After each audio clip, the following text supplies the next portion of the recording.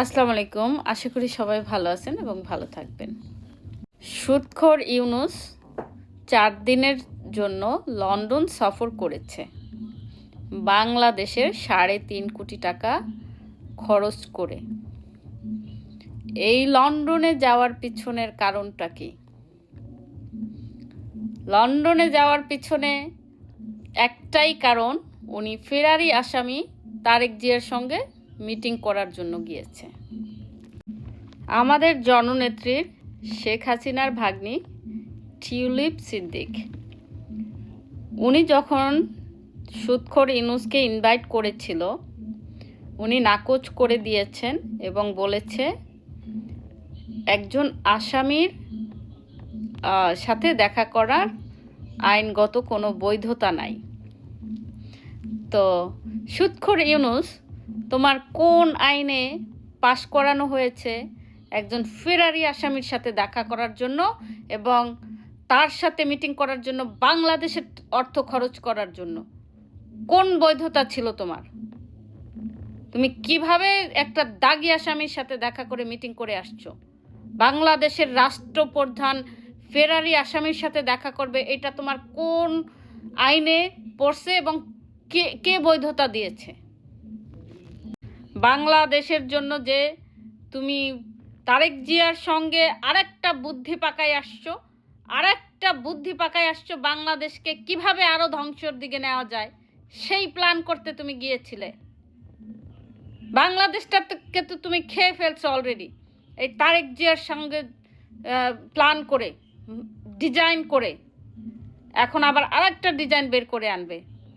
বাংলাদেশের মানুষ এখন অপেক্ষায় আছে তুমি নতুন ডিজাইনটা কি করেছো ঠোঙ্গা তারেককে সাথে নিয়ে। সুদখোর ইউনুস, ওই গাঞ্জাখোর ছেলেরা বাংলাদেশ চালাবে? যাদের মুখ, ওরা কিসের মেধা? পড়াশোনা করে নাই, এক একটার চেয়ে একটা গাঞ্জা খেয়ে এখানে বাংলাদেশটাকে ধ্বংসের মুখে ঠেলে দিছে। তুমি যে ম্যাটিকুলার ডিজাইন দিয়ে বাংলাদেশটাকে ধ্বংস করেছো, এই যে তারেক জিয়া ফেরারি আসামি, যার সাথে প্ল্যান করে এই কাজটা তুমি করেছো, এখন আবার তার সাথে আরেকটা বুদ্ধি পাকানোর জন্য বাংলাদেশের অর্থ খরচ করে ওই দেশে গিয়ে আরেকটা ডিজাইন করার প্ল্যান করেছো, বাংলাদেশটাকে বিক্রি করার প্ল্যান করেছো। তুমি কতগুলি টোকাই ছেলেপেলের হাতে তুমি বাংলাদেশের এই দায়িত্ব ওই দায়িত্ব দিয়ে বেড়াচ্ছ, যারা কিনা কলম হাতে নিয়ে পড়াশোনা করার বয়স, তারা নাকি রাষ্ট্র চালাবে। তাদের পড়ালেখার বদলে তুমি তাদের হাতে কলম কেড়ে নিয়েছো এবং তাদের হাতে অস্ত্র তুলে দিয়েছো। এই যে টোকাইয়ের বাচ্চাগুলি অস্ত্র হাতে নিয়ে বড় বড় কথা বলে বড় মানুষদেরকে সম্মান করতে জানে না, এই ব্যবস্থা করে দিয়েছো তুমি সুদখোর ইউনুস। তোমার বিচার অচিরেই হবে। আমাদের জননেত্রী শেখ হাসিনা বাংলাদেশে আসবে এবং তোমার বিচার করবে, তারপরে এই বাঙালিদের মন শান্তি হবে, মাথা ঠান্ডা হবে, এর আগে হবে না।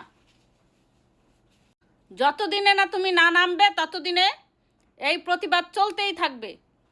সুদখোর ইউনুস, বাংলাদেশ থেকে বেরিয়ে যাও, এই বাংলাদেশটা তোমার না। শেখ হাসিনার হাতে বাংলাদেশটা নিরাপদ, আর কোনো ব্যক্তির হাতে নিরাপদ না। তারেক জিয়া বাংলাদেশের শিল্পী সমাজটাকে নষ্ট করে দিয়েছে। তারেক জিয়া যে চরিত্র খারাপ সেটা সবাই জানে।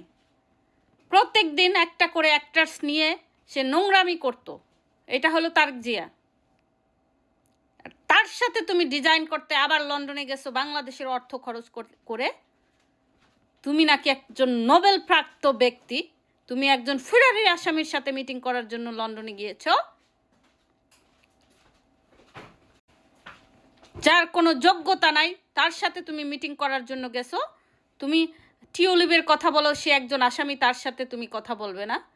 টিউলিপ একজন আসামি, কিসের আসামি? তোমরা ভুয়া মামলা দিছো সেটার আসামি। সে আসামি তো সে এখন আর নাই। সব কিছু তো প্রমাণিত হয়েছে তো। সে তো কোনো আসামি না। তুমি যে একজন ফেরারি আসামির সাথে দেখা করতে গেছো সেটা কিছু না। সুদখোর ইউনূস